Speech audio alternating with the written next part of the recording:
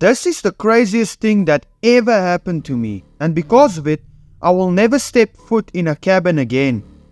Me and my dad went for a little breakaway to a campground in a local forest a few months ago. We packed a few bags and coolers full of food and drinks, took our tents, and left the house before the sun showed its face over the horizon. It took us about 3 hours to reach the road leading into the forest, and with more than half the day left, we were excited to unpack and relax. The moment we got close to the campsite, the car radio started to malfunction, making all kinds of scratching and humming noises. We switched it off and disregarded it as nature telling us that technology isn't allowed here. The campsite was pretty well preserved, much better than the other ones throughout the forest. It was very strange, but again, we didn't look into it too deep. The day was filled with jokes, laughs and music, but the fun really started the moment the sun began to set.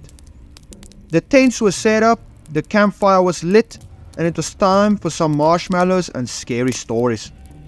My dad told me about a young boy who got lost in these woods, and his body was never found. Some believe he fell into a hole somewhere, or a wild animal had him as a meal. The old folks believe that he was captured by an old witch who lived in a cabin somewhere in these woods, even though it has supposedly been proven many times that there is no cabins or buildings here, only campsites. The night was going just as we imagined it would. A dad and his son on a breakaway for a bonding experience under the moon and the stars, eating roasted marshmallows. Nothing could go wrong until it did.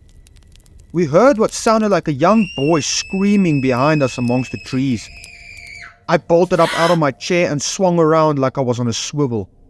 I stood there frozen as my dad edged to the car to get a crowbar out of the trunk.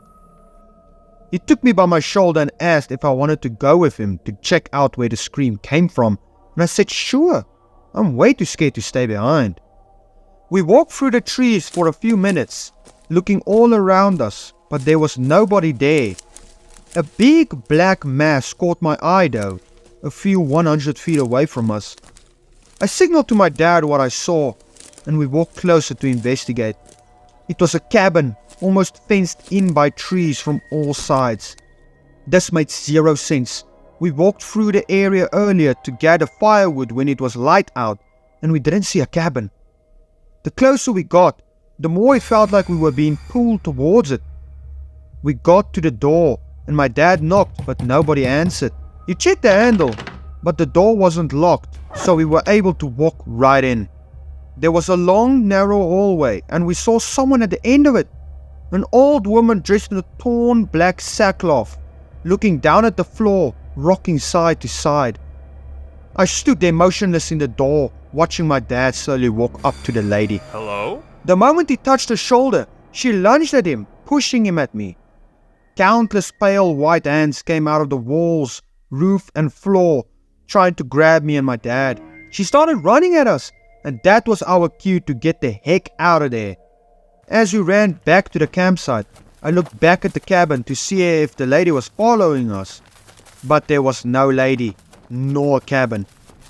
We didn't even take our tents and stuff laying around the campsite. We just got in the car and left. We returned the next day to gather our belongings, and we looked towards the area where the cabin was. But there were just trees. My dad got very sick a few days after the incident, which was very strange, since he wasn't the type who got sick. Ever. He complained about chest pain and headaches until it got so bad that he was rushed to the hospital. He passed away that same day.